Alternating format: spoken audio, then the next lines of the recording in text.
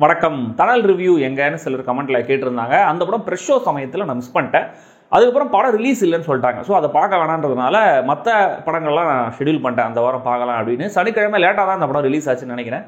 So அப்படியே அது miss ஆகிடுச்சு. ஒருவேளை அடுத்த வாரம் அந்த படம் வந்து தேட்டரில் ஓடிட்டுருக்கு, ஒரு மாதிரி ஷோஸ்லாம் ஒழுங்காக கிடச்சி ஓடுது அப்படின்னா அதை பார்க்கலாம் அப்படிங்கிற ஒரு பிளான் இருக்குது, ரைட்டா? ஸோ இந்த கிஸ் டான்ஸ் மாஸ்டர் சதீஷோடைய முதல் டைரக்டோரியல் நேஷனல் அவார்டு வாங்கின கையோடு இப்படி ஒரு ரிலீஸ் அவருக்கு. கவினுக்கு கடைசி 2 படங்கள் நினைச்ச ரிசல்ட்டை தரல. ஸோ இந்த படம் அவருக்கு தேவைப்படுற வெற்றியை தருமா அப்படிங்கிறத சொல்கிறேன். நீங்கள் லைக், கமெண்ட், ஷேரோட சேர்த்து புதுசாக அந்த ஹைப்லாம் வந்துருக்கு இல்லையா, அதையும் பண்ணுவீங்களா? ஓகே.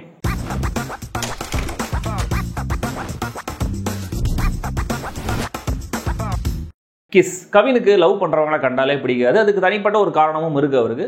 ஒரு நாள் அவரை தேடி அமானுஷ்யமான முறையில் ஒரு பழங்கால புக்கு ஒன்று வந்து சேருது. அந்த நாள்லேருந்து யாராச்சும் கவின் கண் முன்னாடி கிஸ் பண்ணாங்க அப்படின்னா அவங்களுடைய எதிர்காலம் என்ன, அவங்களுடைய லவ் நிலைக்குமா நிலைக்காதா அப்படிங்கிற மாதிரி அவருக்கு ஒரு விஷன், ஒரு ப்ரீமோனிஷன் மாதிரி தெரிய ஆரம்பிக்குது. அவருக்கு வர அந்த விஷன்ஸ்லாம் உண்மையாகவும் நடக்குது. அவர் கைக்கு இந்த புக்கு வர பிரீத்தி அஸ்ரானி காரணம்ங்கிறதுனால அவங்கள பற்றி தெரிஞ்சுக்கிட்டா தனக்கு கிடைச்ச இந்த சக்தியை பற்றி ஒரு ஐடியா கிடைக்கலாம் அப்படின்னு நினச்சி பிரீத்தியோடைய டான்ஸ் ஸ்கூல்ல போய் ஜாயின் பண்ணுறாரு கவின். இதுக்கப்புறம் என்ன ஆச்சு அப்படிங்கிறது தான் இந்த கிஸ்.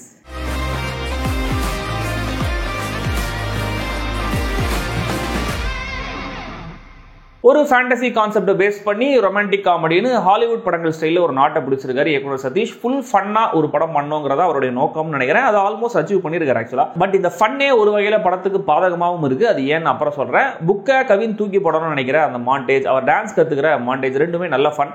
விடிவி கணேஷோடைய பல காமெடிகள் த்ரூ அவுட் சிரிக்க வைக்குது அப்படிங்கிறது ஒரு பெரிய ட்விஸ்டாக இருந்துச்சு எனக்கு. அவருடைய பையனா ஆர்ஜே விஜயும் அங்கே சிரிக்க வைக்கிறாரு. இன்டர்வல் பிளாக்கை ஒரு சீரியஸ் நோட்டில் கொண்டு போய் முடிச்சது நல்ல டச்சாக இருந்துச்சு. செகண்ட் ஹாஃப்ல இந்த சீரியஸ் நோட்டை கொஞ்சம் அப்படியே கண்டினியூ பண்ணுவாங்க, எக்ஸ்ப்ளோர் பண்ணுவாங்க அப்படின்னு பார்த்தா திரும்ப சேஃபாக ஃபன் முறையே திரும்ப வந்துடுறாங்க. அப்புறம் எதுக்கு இன்டர்வல்ல அதை கிளிக் பைட் மாதிரி சீரியஸாக காட்டணும் அப்படிங்கிறது புரியல.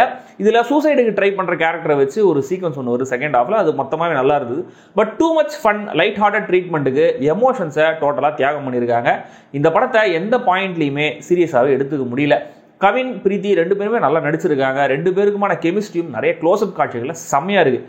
ஆனால் இவங்க 2 பேரும் எதுக்கு லவ் பண்ணுறாங்க அப்படிங்கிறதுக்கு சாலிடான காரணம் எதுவுமே படத்தில் எங்கேயுமே ஒழுங்காக சொல்லப்படலை, ஏன்னா எழுதப்படலை. இதனால் இவங்களுடைய இந்த சோ கால்ட் கான்ஃப்ளிக்ட்டுங்கிறது சுத்தமாக ஒர்க் ஆகலை. ஃபர்ஸ்ட் ஹாஃபில் ஒன்ஸ் கவினுக்கு இந்த பவர் கிடைச்ச அப்புறமும் கூட சீன்ஸ்லாம் அவ்வளோ சுவாரஸ்யமாலாம் இல்லை. சும்மா அப்படியே ஒரு ரெப்படேட்டிவாக சில விஷயங்களை காடி ஒப்பேதி இன்டர்வல் ட்விஸ்ட்டு கொண்டு வந்து நிறுத்திடுறாங்க.